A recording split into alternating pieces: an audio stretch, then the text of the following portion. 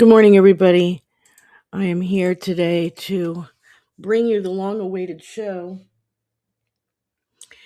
that we're going to learn how to make butter, garlic puree, which you would keep in your freezer for whenever you needed it, and cheese. Now, what's funny is I have used these things last minute. I'd be cooking something, making something, and realized I was out of an ingredient.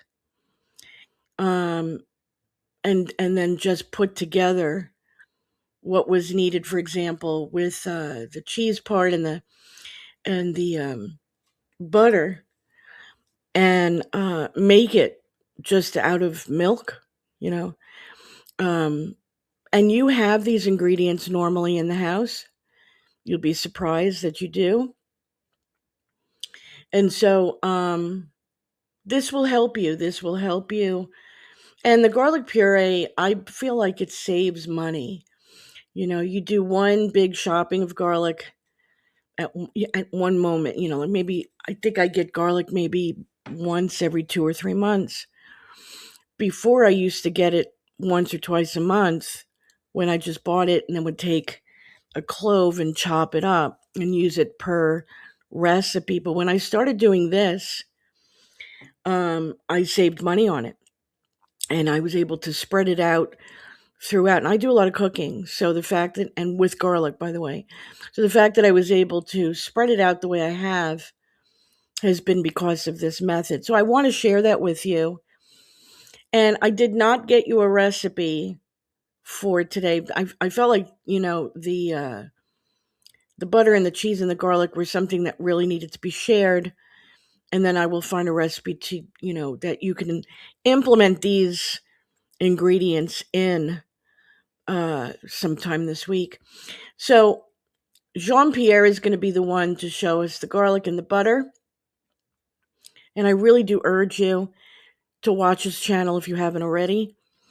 He is a gourmet chef he's been a gourmet chef for over 50 years, had his own restaurant in Fort Lauderdale called the Left Bank, and also had a gourmet cooking class for many years in Fort Lauderdale. And so he teaches what trained chefs, gourmet chefs, I'm not talking about somebody who cooks at Outback Steakhouse. I'm talking about somebody who can cook at a 4 or 5-star restaurant. And the tricks of the trade he shares with everyday home cooks. And it works. I've used it myself. I live in an apartment. Apartments don't normally have big kitchens. I have a galley kitchen. And so it's limited in size, yet I have been able to make dishes that are of gourmet quality because of Jean Pierre. And I've saved a lot of money. And in doing this, I've also been able to freeze a lot of these meals and take them out of the freezer later on. Same with the cheese. There have been times where I had a recipe where I needed some sort of cheese. It could be varied, and she actually shares at the end of this video on it's kind of a foundational cheese that you could make into a cottage cheese. You could make it into a ricotta cheese. You could make it into any cheese that you're looking to make just simply by adding ingredients to it, certain ingredients. And so it's very handy to know these things, and when you start to make things on your own, no matter the prices of the groceries, it's not going to control your life. You're not going to be controlled by the economy on what's in your house. You're not going to be one of those people that runs the grocery store and start grabbing things off the shelves that are in boxes and bags. And your family is not going to be sick from eating the preservatives and the garbage and the junk.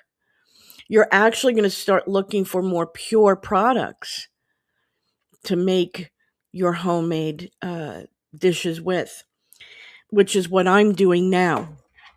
I live in an area where there's just regular grocery stores, and the Whole Foods is one, and Sprouts is another that sells organic, pure foods. And so they're actually finding their way to our town.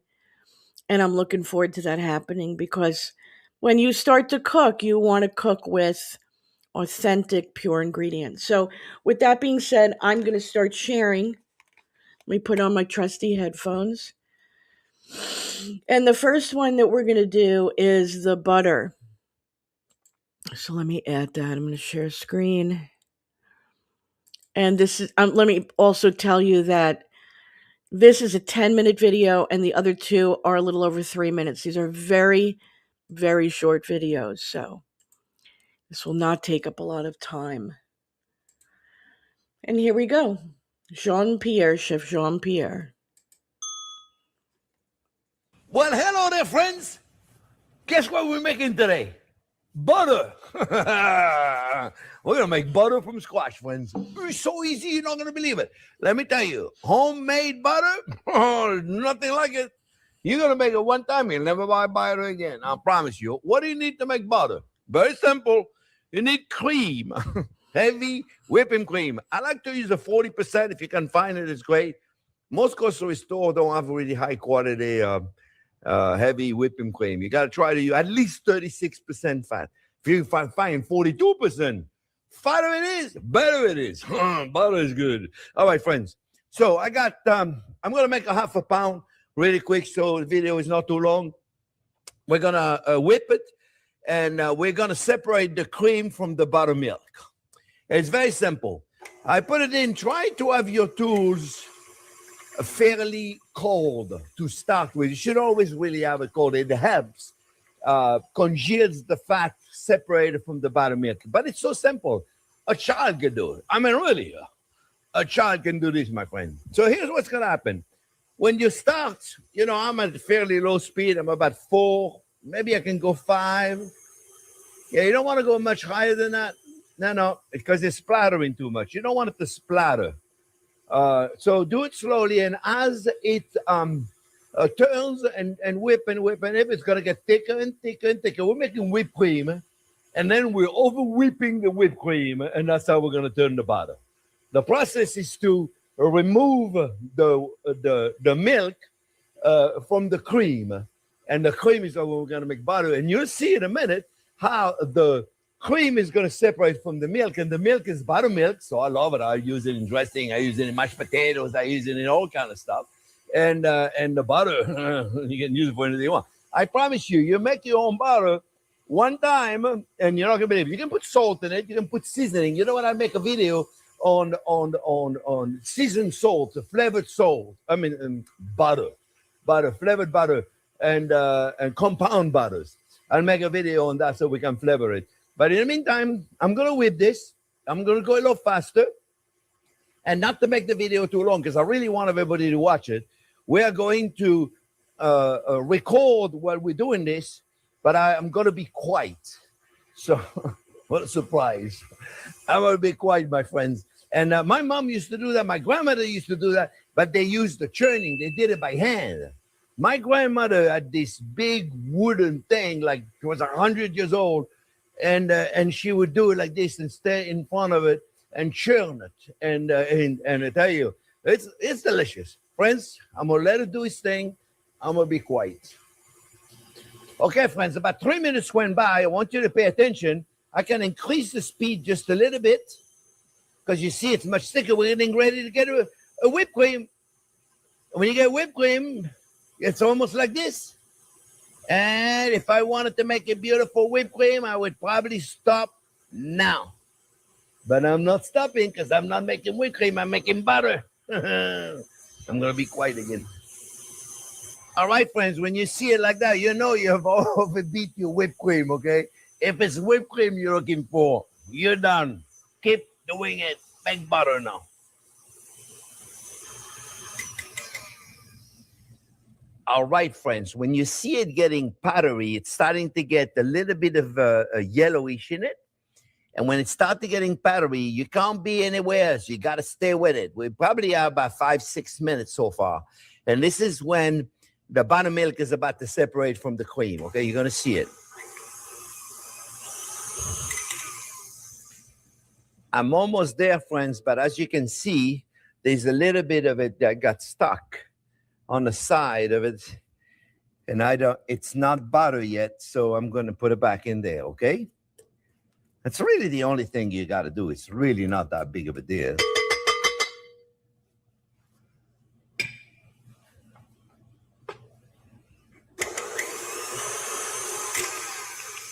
You'll know when it's about to separate, friends, because you can start to see the buttermilk. You see the buttermilk in the bottom? When you start to see that, you know it's going to happen any second, friends.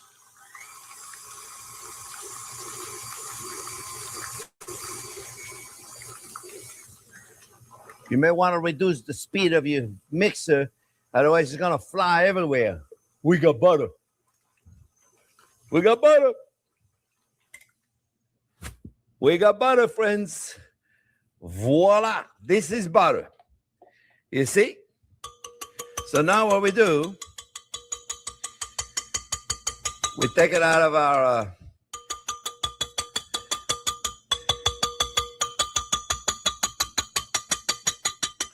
A few moments later. And now we're going to take it out of there. We're going to group it together. It's got to stay cold. Very important. All this. By the way, oh yeah, I didn't tell you, but the cream has to be very cold. The equipment has to be very cold. Everything has to be very cold. And you notice right here on my right, friends, I have some, push as much water as you can, as much as the buttermilk, buttermilk. Push it as much as you can. And now we are going to rinse it with the water, because if we do not rinse it now, friends, the butter will get rinsed really fast. We have to get rid of the excess buttermilk in there. Okay? And then the beauty is when you make butter like this, friends, you can freeze it 17 years. I don't know exactly how many years, but a lot of years, I promise you, friends. You can freeze it for a long time. So we're going to grab this chunk of butter, and we're right there. Yeah, butter freezes beautiful. Nothing wrong with freezing butter, friends. Nothing wrong at all. Let's make sure you have nothing left in there, right? And this is buttermilk. So what I do with the buttermilk, friends, I strain it to a fine mesh strainer. Now I'm going to take this. If you don't have one of those, this is a filter you use to make juices, to make all kind of different things. Fruit juice, cheese, all kind of thing. If you don't have one of those, just get a cheesecloth or a bath towel. And you want to go in water and you want to wash it. You see, look. You see the water, friends? The butter is going to, the buttermilk, but this has to be cold. Otherwise, what's going to happen if it's not cold enough, friends, the butter is going to go through your cheesecloth. I mean, if a little bit of it goes through, it's not that big of a deal. But a lot of people forget to do this. It's very important, friends. Otherwise, your butter will definitely get rinsed. So, I squeeze it, and the water is super cold, so I don't have to worry about it. You see? Just like this. Very simple. It is really simple, right? I bet you never thought it was so simple to make butter. Nothing we do is difficult, friends. I promise you. Nothing we do as chefs is complicated. You know what? I don't have a plate. Can I get a plate by some magic? Somebody give me a plate. Because right here, my friends, I got butter. I got beautiful butter here, my friends. Look at this. You see? Look at this, my friend. This is butter. So you can shape it. You can put it in a beautiful container. I'm going to show you how I do it. You put it however you want it. And this is your typical half a pound of butter. And I promise you, friends, you make it one time, you're going to be amazed. And the beautiful thing is, like I said, you can flavor it however you want it to flavor it. I want to show you how I save it, my friends. You see? Let me grab myself a knife. And this is how I do it. You see? Let me just, let me do it here, friends, so you can see it. Because it's a little watery here. But what I do is I take a container like this, and I take a little bit of parchment paper, you see, and I put it right in here. This is another half a pound. So now I have a pound of butter that I just made. And you see, you can leave it in there and certainly leave it in there, you see, and you have your beautiful butter in here, my friends. And you see, and now all you have to do is cut it. And let me see if I can remove some of the stuff so it's not too much in your way. And right there. And you see, and you'll find that the homemade butter, friends, than you just did, is much more pale in color than the store-bought butter. And when it comes to comparison of flavor, it doesn't even compare. Doesn't even compare. It's like delicious. You may want. Oh, it's creamy. It's velvety. It's amazing. I'm telling you, you got to try. You're gonna go, oh my God. Put a touch of salt the first time you do it. But it's amazing. My friends, I hope you make it. Thanks for watching the video. Don't forget to subscribe to the channel, friends, and don't forget to ring that bell. Thanks for watching. We'll see you in the next few days with another fantastic video.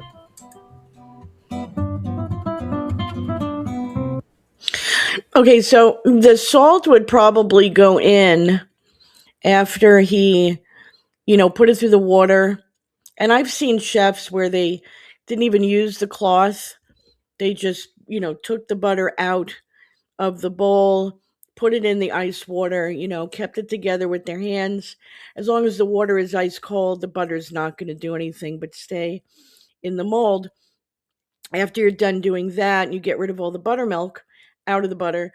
Then you just put a little bit of salt and you mix it with your hands, and then you make it into the mold that you want it to be in. Now, he was talking about compound butters. And so I'll give an example of a few compound butters that I was even myself interested in making, and he makes them. So I can play that for you one day. One is a maple syrup and bacon flavor. And really, truthfully, what it is he, fries bacon, and with this butter that he's already made is on the side waiting. He fries bacon in a pan, and then adds a little bit of shallots, I think it is, or some onion and some garlic, and he sautés. And he actually cools down the bacon. Then in that he mixes the maple syrup with it, and then adds all of that into the butter. You just, you could do it with your hands, you could do it with a spoon, whatever's easiest. And then reshapes it again inside of a plastic, just kind of makes it into a cylinder and puts it back in the refrigerator or freezer, whatever you want to do. And believe it or not, if you put butter in the freezer and you want to use a portion, you could take it out. You could cut it in portions, pre-cut it before putting it in the freezer, and just use it like that. I would do that myself, just so you have the availability of just certain amounts, per recipe. And that would be absolutely delicious on pork, chicken. And then the other one I wanted to do was a shallots, garlic, and red wine reduction. Again, that's also done in a pan. And when that is finished, and you could tell he uses a whole bottle of red wine, and it reduces down to half of the amount of the bottle, even maybe a little bit of the half. And it gets very almost syrupy in a way. Once again, then that's put into a bowl. It's put in the refrigerator. It's cooled down. And when it's cooled down, then you add it to your butter. You mix it in. You make it into a cylinder shape. You put it inside, a plastic. You kind of wrap it up. And I can share that with you. I can show you Jean-Pierre that does it. So, and that's great on beef. That would be a wonderful, any kind of beef.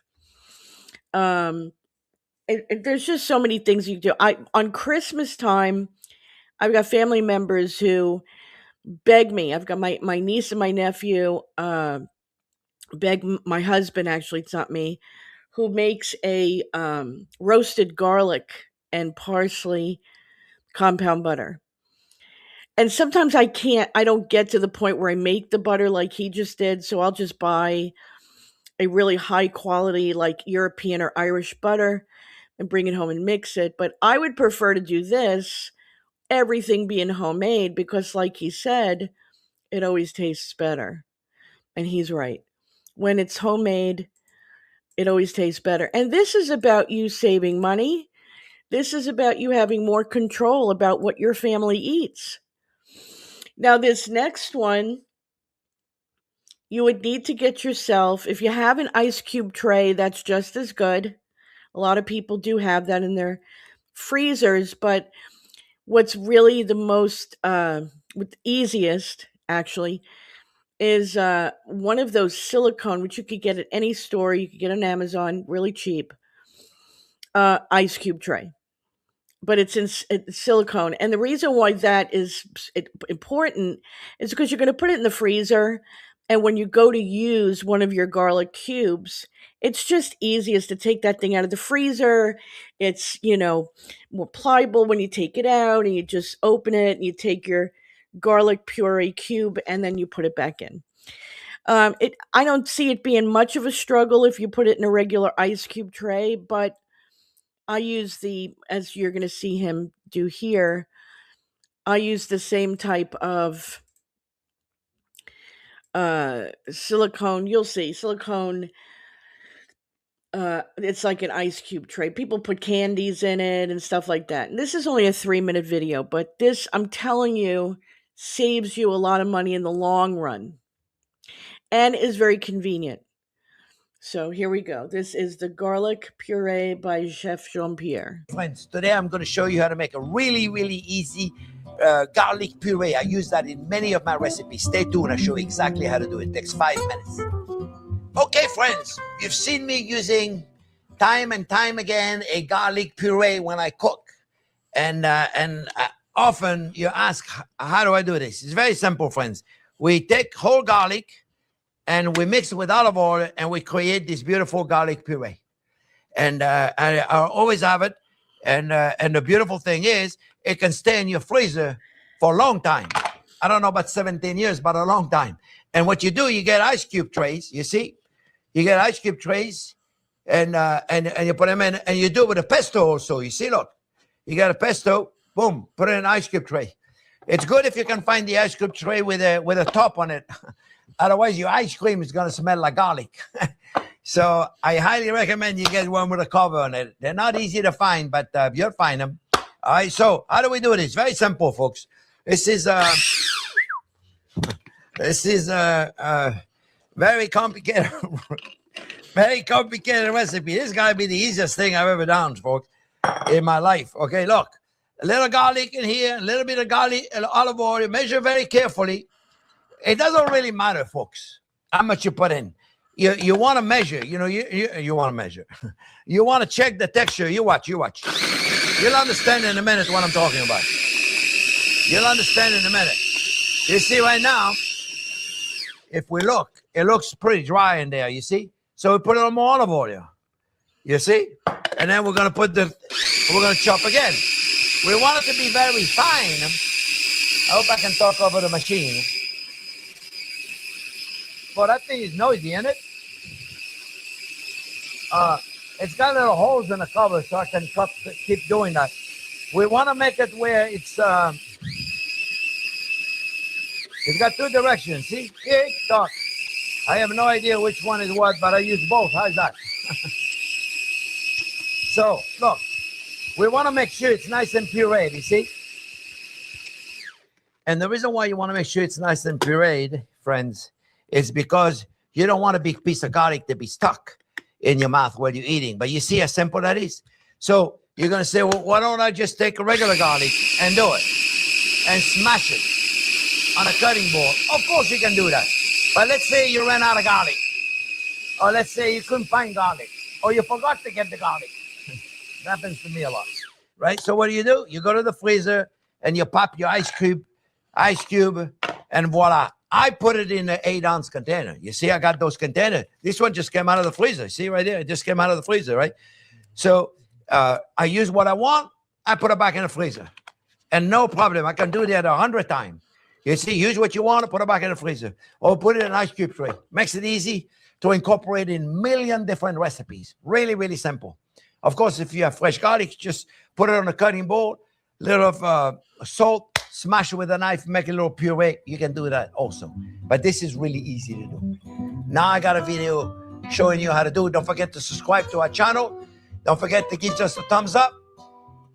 And don't forget to ring the bell so you get a notification every time I put a new video. We'll see you next week.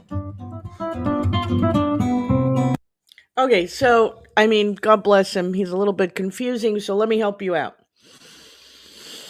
The silicone thing, the ice cube tray that he talks about, I don't have a top on mine, okay? My freezer does not smell like garlic. So what I did was I double bagged it with one of those freezer bags that you get at the store. And when you double bag it, you know, I fold it over after it's been frozen, and then I put it in a bag, and then I put it in another bag, and it's closed. It doesn't smell. As long as it's covered, that's not going to happen.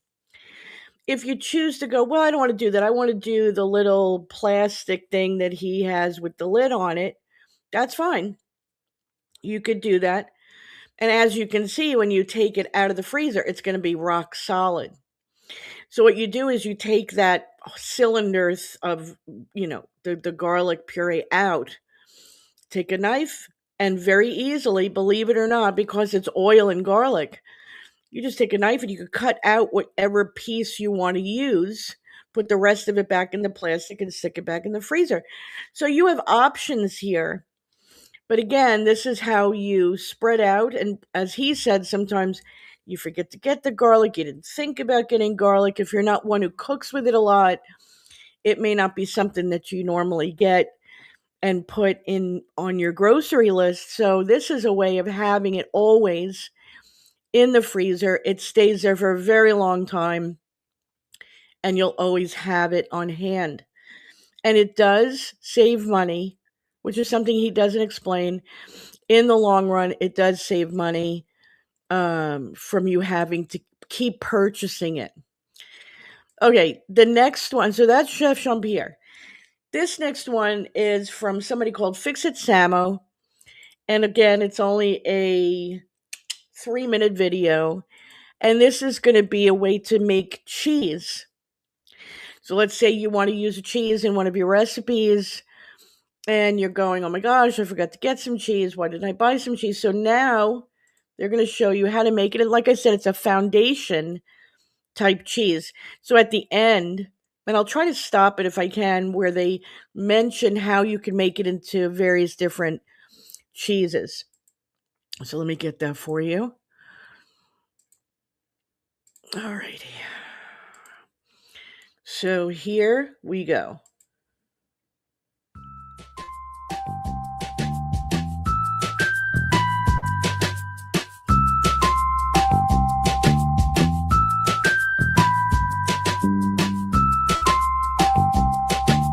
Actually, you know what? I could just talk to you while they're doing this because they don't speak. So as you can see, that's just milk. It's not, doesn't have to be heavy cream. It's just regular everyday milk. Whole milk is the best. Heating it up, making sure that you just start to see a little bit of those bubbles. You want to make sure that the milk is cooking. And then you can put in white vinegar, or you can put in lemon or lime, whatever you choose, whatever you have in the house. And then keep it on a low heat and just keep stirring. And you can put a little more. I mean, if you really want to get as many curds as you possibly can out of that milk.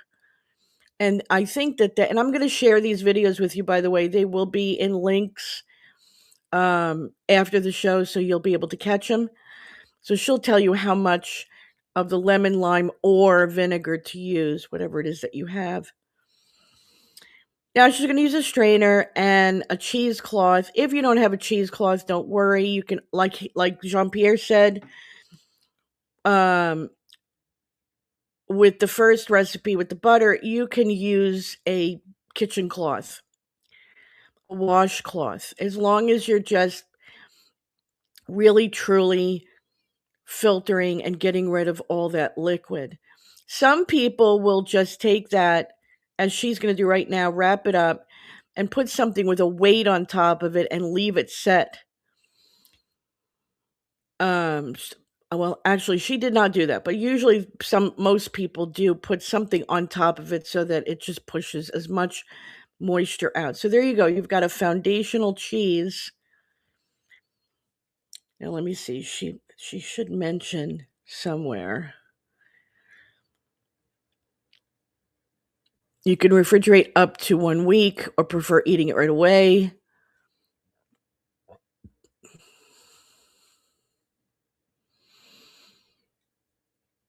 So there you go.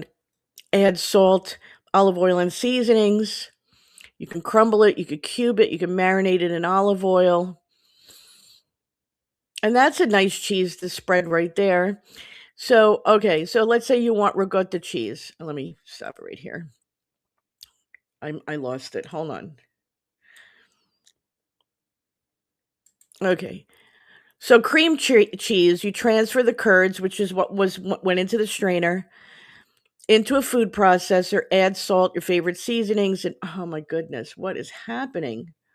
Let's try again. All right. Do you want to stop or no?